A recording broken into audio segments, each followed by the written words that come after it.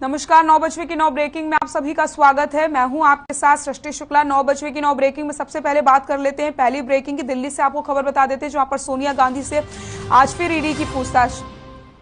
National Herald case में सोनिया गांधी से होगी पूछताछ। कल करीब 6.5 घंटे तक पूछताछ हुई थी। पूछताछ के विरोध में कांग्रेस आज भी करेगी प्रदर्शन। तो आपको बताते चले 9 बजे की 9 ब्रेकिंग बात कर रहे हैं पहली ब्रेकिंग की, जहां पर आज फिर ईडी सोनिया गांधी से पूछताछ करने वाली है। कल करीब 6 घंटे तक पूछताछ हुई थी सोनिया गांधी से। नेशनल हेराल्ड मामले को लेकर के होगी ये पूछताछ और इसके विरोध में कांग्रेसी एक बार फिर से प्रदर्शन करने वाले हैं। तो आपको बताते चलें आज फिर सोनिया गांधी से ईडी करेगी पूछताछ।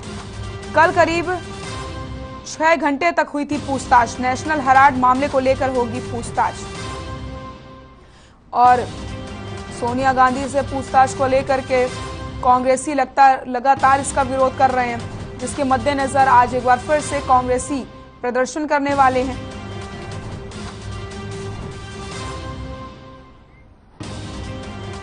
नौ बजे की 9 ब्रेकिंग में बात कर लेते हैं दूसरी ब्रेकिंग की। अंबाला से खबर आपको बता देते हैं। गृह मंत्री अनिल विज का कांग्रेस पर हमला। कांग्रेस के प्रदर्शन पर विज ने सवाल उठाए हैं। सोनिया गांधी की ईडी के सवालों का जवाब दें। सोनिया सच्ची हैं तो तमाशा करने की क्या जरूरत है। गांधी जी ने चोरी के लिए सत्याग्रह नहीं किया था। इसी के साथ उन्होंने मंकी पॉक्स के बढ़ते मामलों पर भी बयान दिया है। तो गृह मंत्री अनिल विज का कांग्रेस पर हमला। कांग्रेस के प्रदर्शन को लेकर के उन्होंने कांग्रेसियों पर निशाना साधा है। सोनिया सच्ची हैं तो तमाशा करने की क्या जरूरत है। गांधी जी ने चोरी के लिए सत्याग्रह नहीं किया था। मंकी पॉक्स के बढ़ते मामलों पर भी विज ने बयान दिया। गृह मंत्री अनिल विज का कांग्रेस पर हमला। सोनिया गांधी ईडी के सवालों का जवाब दें।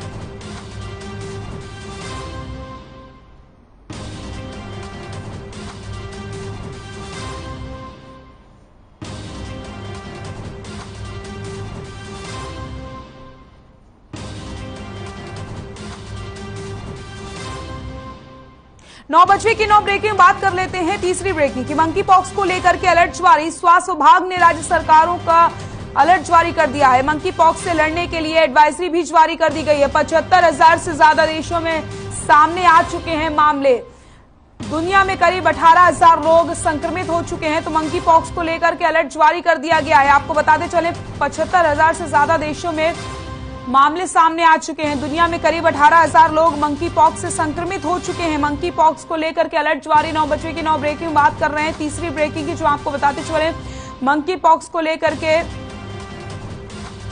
स्वास्थ्य विभाग ने राज्य सरकारों को अलर्ट जारी कर दिया है। 75,000 से ज्यादा देशों में सामने आ चुके हैं मामले। दुनिया में करीब 18,000 लोग हो चुके हैं संक्रमित।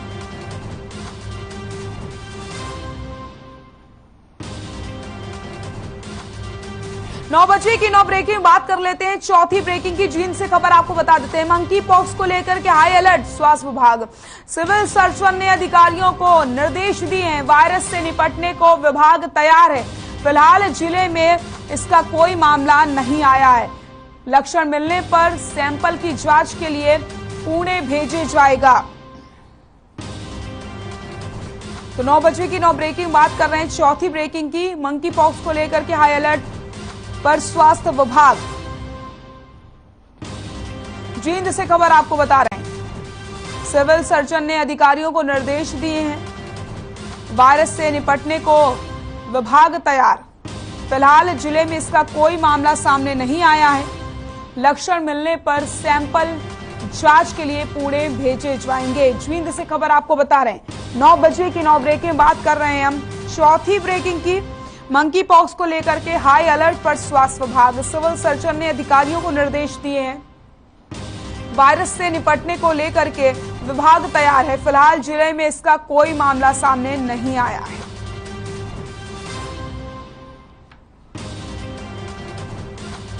9 बजे की 9 ब्रेकिंग बात कर लेते हैं। 5वीं ब्रेकिंग की गुरुग्राम से आपको खबर बता देते हैं। बीजेपी अल्पसंख्यक मोर्चा का राष्ट्रीय प्रशिक्षण शिविर का तीसरा और अंतिम दिन। शिविर में कई बड़े नेता होंगे शामिल। गुरुग्राम से खबर आपको बता रहे हैं। राष्ट्रीय प्रशिक्षण शिविर का तीसरा और अंतिम दिन। शिविर में कई बड़े नेता होंगे शामिल। 9 बजे की 9 ब्रेकिंग में बात कर रहे हैं। 5वीं ब्रेकिंग की। शिविर में कई बड़े नेता शामिल होने वाले हैं। बीजेपी अल्पसंख्यक मोर्चा का राष्ट्रीय प्रशिक्षण शिविर का तीसरा और अंतिम दिन। शिविर में कई बड़े नेता होंगे शामिल।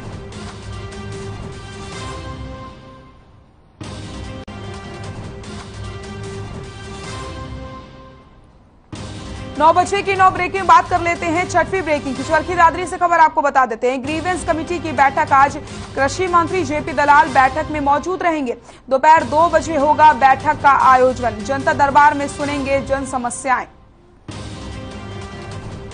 9 बजे की 9 ब्रेकिंग बात कर रहे हैं। 6वीं ब्रेकिंग की जो आपको बताते चले। जनता दरबार में सुनेंगे जन समस्याएं। चरखी दादरी से खबर। ग्रीवेंस कमेटी की बैठक आज। कृषि मंत्री जेपी दलाल बैठक में रहेंगे मौजूद। ग्रीवेंस कमेटी की बैठक आज। चरखी दादरी से खबर आपको बता रहे हैं। कृषि मंत्री जेपी दलाल बैठक में मौजूद रहेंगे। 9 बजे की 9 ब्रेकिंग बात कर रहे हैं। 6वीं ब्रेकिंग की।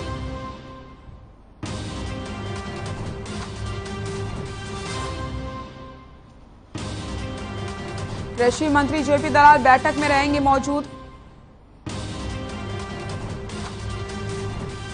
ग्रीवेंस कमेटी की बैठक आज।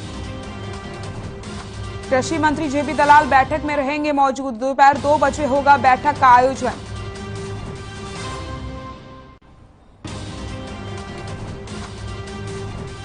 नौ बजे की 9 ब्रेकिंग में बात कर लेते हैं। 7वीं ब्रेकिंग की। गुजरात और तमिलनाडु दौरे पर रहेंगे पीएम मोदी। 2 दिवसीय दौरे पर जाएंगे पीएम मोदी। 28 और 29 जुलाई को दौरे पर रहेंगे पीएम। साइबर डेयरी के मल्टीपल प्रोजेक्ट्स की रखेंगे नींव। 44वें शतरंज ओलंपियाड के उद्घाटन की भी घोषणा करेंगे। अन्ना यूनिवर्सिटी के दीक्षांत समारोह में होंगे शामिल। 9 बजे की 9 ब्रेकिंग में बात कर रहे हैं। 7वीं ब्रेकिंग की। गुजरात और तमिलनाडु दौरे पर रहेंगे पीएम मोदी। 2 दिवसीय दौरे पर जाएंगे पीएम मोदी। 28 और 29 जुलाई को दौरे पर रहेंगे पीएम। साइबर डेयरी के मल्टीपल प्रोजेक्ट्स का भी नींव रखेंगे। अन्ना यूनिवर्सिटी के दीक्षांत समारोह में भी होंगे शामिल। गुजरात और तमिलनाडु दौरे पर रहेंगे पीएम मोदी।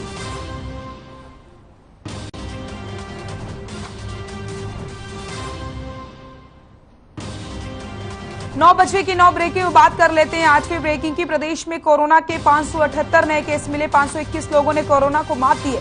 प्रदेश में 2547 केस एक्टिव बताए जा रहे हैं। सबसे ज्यादा गुरुग्राम में मिले हैं 173 केस। फरीदाबाद में 34, पंचकुला में 98 केस मिले। इसी के साथ अगर हम बात करते हैं कोरोना की रिकवरी रेट की तो 98.71% यहां पर रिकवरी रेट हो चुका है। तो प्रदेश में कोरोना का जो रिकवरी रेट वो 98.71% हो गया है। प्रदेश में कोरोना के 578 नए केस मिले। 521 लोगों ने कोरोना को मात दी है। प्रदेश में 2547 केस एक्टिव बताए जा रहे हैं। सबसे ज्यादा गुरुग्राम में मिले 173 केस। फरीदाबाद में 34 तो पंचकुला में 78 केस मिले हैं।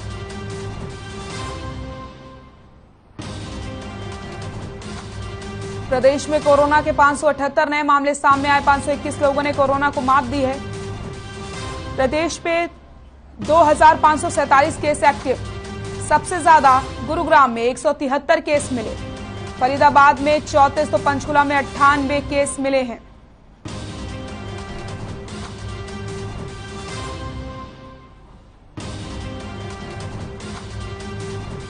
नौ बजे की 9 ब्रेकिंग में सबसे पहले बात कर लेते हैं अब हम आखिरी ब्रेकिंग की यानी कि 9वीं ब्रेकिंग।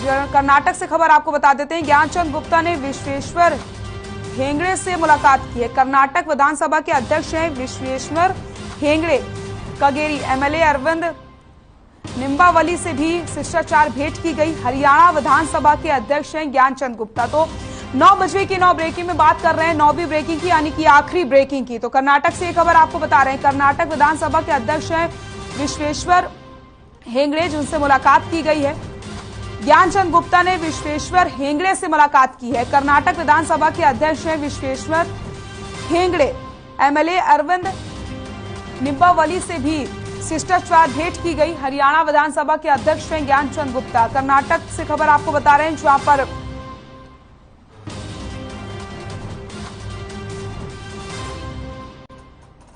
ज्ञानचंद गुप्ता ने विश्वेश्वर हेगड़े से मुलाकात की है। कर्नाटक विधानसभा के अध्यक्ष हैं विश्वेश्वर हेगड़े।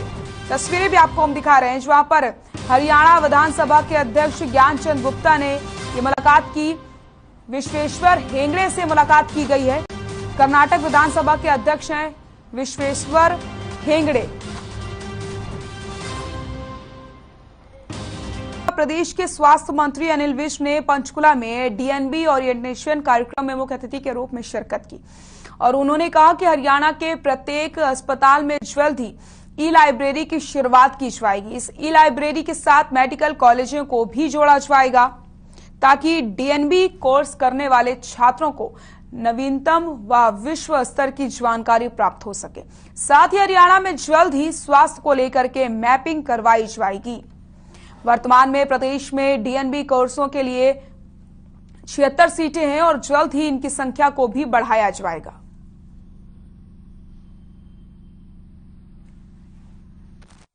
अभी हमने अपने स्वास्थ्य विभाग में 1250 डॉक्टरों की भर्ती के लिए विज्ञापन निकाला था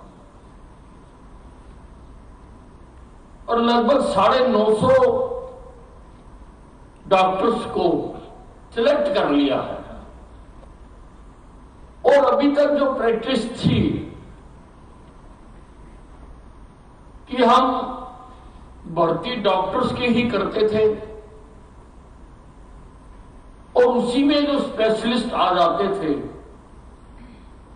उन्हीं से ही हम अपना काम चलाते थे। लेकिन इन 950 में से शायद 150 ही स्पेशलिस्ट आए हैं, बाकी केवल एमबीबीएस है, केवल एमबीबीएस।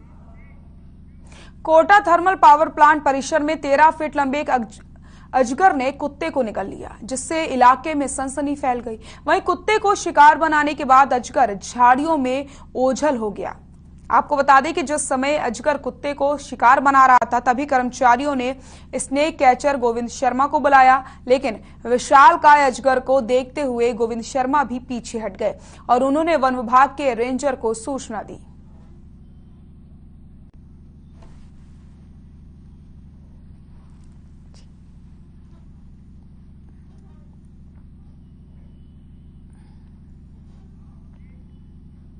दिल्ली में हरियाणा के डिप्टी सीएम दुष्यंत चौटाला ने केंद्रीय मंत्री नितिन गडकरी से मुलाकात की।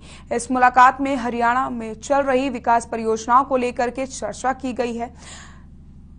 तो नितिन गडकरी से मिले हैं डिप्टी सीएम दुष्यंत चौटाला। तस्वीरें भी आपको दिखा रहे हैं। प्रदेश के विकास कार्यों को लेकर के चर्चा की गई।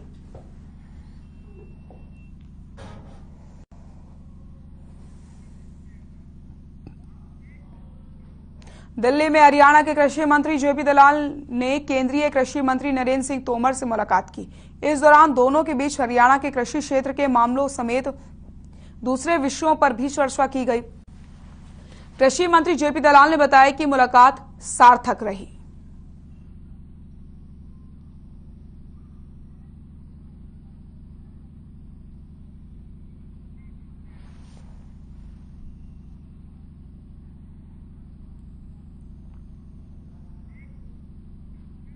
इंसो के पूर्व राष्ट्रीय अध्यक्ष दिग्विजय चौटाला ने प्रेस कॉन्फ्रेंस कर 5 अगस्त को मनाए जाने वाले इंसो के 20वें स्थापना दिवस के विषय पर चर्चा की, जिससे उन्होंने 5 अगस्त को इंसो का 20वां स्थापना दिवस ऐतिहासिक होगा, इस बात की जानकारी दी।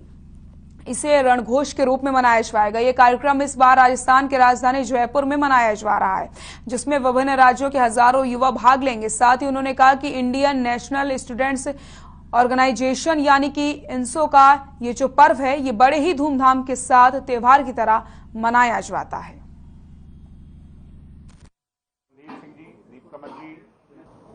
जननायक जनता पार्टी की जो छात्र इकाई, जिसको सबसे छोटी इकाई युवा इकाई कहते हैं, इंसो, वो अपना 20वां स्थापना दिवस मनाने जा रही है। इंडियन नेशनल स्टूडेंट ऑर्गेनाइजेशन का ये पर्व जो है, इसको बड़े धूमधाम से त्योहार की तरह हर वर्ष किसी ना किसी जगह हम मनाते हैं। इस बार हमारे संगठन ने यह फैसला लिया क्योंकि हम समय समय पर इसके विस्तार की चर्चा करते थे, मगर कोविड काल कर करके पिछले 2 सालों से ये कार्यक्रम कहीं और नहीं हो पाया। इसीलिए इस साल जो है इसको राजस्थान की राजधानी जयपुर में करने का फैसला जे हरियाणा प्रदेश में बुजुर्गों की बुढ़ापा पेंशन काटने के विरोध में इनेलो प्रदर्शन करने जा रही है। ये प्रदर्शन 5 अगस्त को प्रदेश भर के सभी जिला मुख्यालय पर ऐसे बुजुर्गों को साथ लेकर के किया जाएगा जिनकी पेंशन सरकार ने काटी है। ये कहना है इनेलो नेता अभय चौटाला का।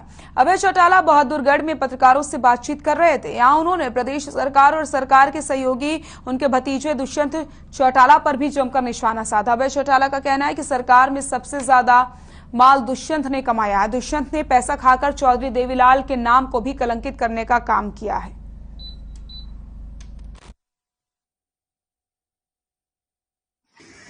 फरीदाबाद में डिप्टी चीफ मिनिस्टर गया और उसने वहां स्टेटमेंट दी कि हम भ्रष्टाचार किसी भी कीमत पर सहन नहीं करेंगे। जो भ्रष्टाचार करेगा उसको हम जेल की सलाखों के पीछे भेजेंगे। आज की तारीख में आप रिक्शा वाले से जाके पूछ लो, आप किसी दफ्तर के चपरासी से पूछ लो, किसी पत्रकार से पूछ लो, किसी सामाजिक संगठन के आदमी से पूछ लो, किसी राजनीतिक दल के आदमी से, बीजेपी जेजेपी वाले से पूछ लो, वो भी ये कहेगा कि सबसे ज्यादा माल अगर किसी ने कमाया तो उस व्यक्ति का नाम दुष्यंत चौटाला है। इसने चौधरी देवीलाल की नीतियों को तो गिरवी रख दिया और पैसा खा करके उनको नाम को भी कलंकित करने का काम किया। हम उन 90 प्रभारियों की आज ड्यूटी लगाएंगे कि वो हर विधानसभा क्षेत्र के एक गांव में जाए, हर शहर और कस्बे में जाए, वार्ड में जाए, इस बात की जानकारी प्राप्त करें कि कितने बुजुर्गों को मान सम्मान के रूप में पेंशन जो चौधरी देवीलाल जी ने दी थी, इस सरकार ने कितने लोगों की पेंशन काटी है। और उसकी जानकारी लेकर के हमने 5 तारीख को डिस्ट्रिक्ट हेडक्वार्टर के ऊपर उन बुजुर्गों को साथ लेकर के जिनकी पेंशन काटी गई है, एक ज्ञापन डिप्टी कमिश्नर के माध्यम से मुख्यमंत्री और राज्यपाल के पास भेजेंगे। उनसे कहेंगे कि ये सम्मान पेंशन जो है किसी की आय नहीं देखी गई थी। इसमें ये पेंशन जो बढ़ाई गई थी उसमें केवल उम्र देखी गई थी। जिस व्यक्ति की उम्र 60 वर्ष से ज्यादा हो उसे पेंशन के रूप में 100 रुपये माहवार चौधरी देवीलाल ने शुरू करी थी। और वो पेंशन अगर आप उसको काटते हो तो फिर हमें उन बुजुर्गों को साथ लेकर के आपकी सरकार के खिलाफ आंदोलन करना पड़ेगा, लड़ाई लड़नी पड़ेगी। जिस तरह किसान आंदोलन लड़ा गया था, बुजुर्गों की पेंशन अगर फिर से बहाल नहीं की गई, फिर से जिनकी काटी हुई पेंशन पूरी जितने दिन से कटी उस दिन से लेकर अब तक की नहीं दी गई, तो उससे भी बड़ा आंदोलन खड़ा करेंगे। प्रदेश के अनुसूचित जाति एवं पिछड़े वर्ग कल्याण मंत्री डॉक्टर बनवारी लाल ने चंडीगढ़ में जिला कल्याण अधिकारी, जिला प्रबंधक, अनुसूचित जाति एवं विकास निगम अधिकारियों की समीक्षा बैठक की। डॉक्टर बनवारी लाल ने कहा कि सरकार अंत्योदय की भावना को लेकर कार्य कर रही है ताकि अंतिम पंक्ति में खड़े व्यक्ति का सामाजिक और आर्थिक उत्थान संभव हो सके और समाज की मुख्यधारा से शामिल होकर अपना सुखमय जीवन व्यतीत कर सके।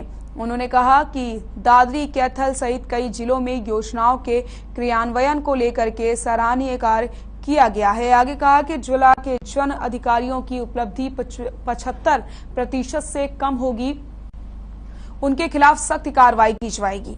इसलिए अधिकारी सरकार की तरफ से निर्धारित लक्ष्य की प्राप्ति के लिए सार्थक प्रयास करें। उन्होंने 50% से कम प्रगति वाले अधिकारियों का स्पष्टीकरण लेने के निर्देश दिए। इसके अलावा जिलों के नोडल अधिकारी अपने क्षेत्रों का दौरा करके योजनाओं को गति प्रदान करें और हर महीने प्रगति रिपोर्ट भेजें, ये भी आदेश जारी किए गए।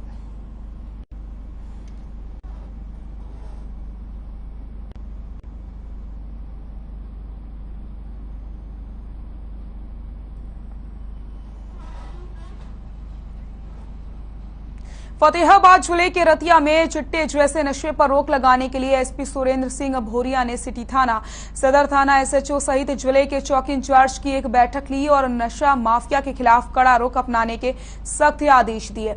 उन्होंने पुलिसकर्मियों को सख्त आदेश देते हुए कहा कि किसी भी लापरवाही को बर्दाश्त नहीं किया जाएगा। वहीं मीडिया से बातचीत में एसपी ने कहा कि रतिया क्षेत्र में नशे को नहीं पनपने दिया जाएगा और नशे को जड़ से खत्म किया जाएगा। उन्होंने कहा कि नशा माफिया की जगह समाज में नहीं बल्कि जेल की सलाखों के पीछे है। वहीं एसपी ने कई गांवों के जनप्रतिनिधियों की भी बैठक ली और नशे को खत्म करने के लिए सहयोग मांगा। साथ ही एसपी ने रतिया सेक्टर के लोगों की पुलिस से जुड़ी शिकायतें सुनी और मौके पर ही उनका निपटारा किया। जैसे वो कब्जा करने के आज जो है रतिया सब डिवीजन का दौरा रखा है। तो रतिया सब डिवीजन में हमारे डिस्ट्रिक्ट के 2 थाने, सिटी रतिया और सदर रतिया, ये 2 थाने आते हैं। तो इन दोनों थानों का एक इनफॉर्मल इंस्पेक्शन रखा है और दूसरा जो क्राइम रिव्यू की मीटिंग रखी है। जितने केसेस हमारे पेंडिंग है या कंप्लेंट्स पेंडिंग है उनको रिव्यू करके इनको डायरेक्शन दी गई है कि जल्द से जल्द जो पुराने केसेस और कंप्लेंट्स का निपटारा किया जाए। बाकी जो पब्लिक की ग्रीवेंसेस वो सुनने का आज प्रोग्राम रखा है। बजाय कि लोग फतेहाबाद आए तो प्रोग्राम चल रहा है कि हर हफ्ते एक सब डिवीजन कवर कर रहे हैं, जैसे लास्ट वीक। खबरों में फिलहाल के लिए इतना ही। देखते रहिए हर खबर। नमस्कार।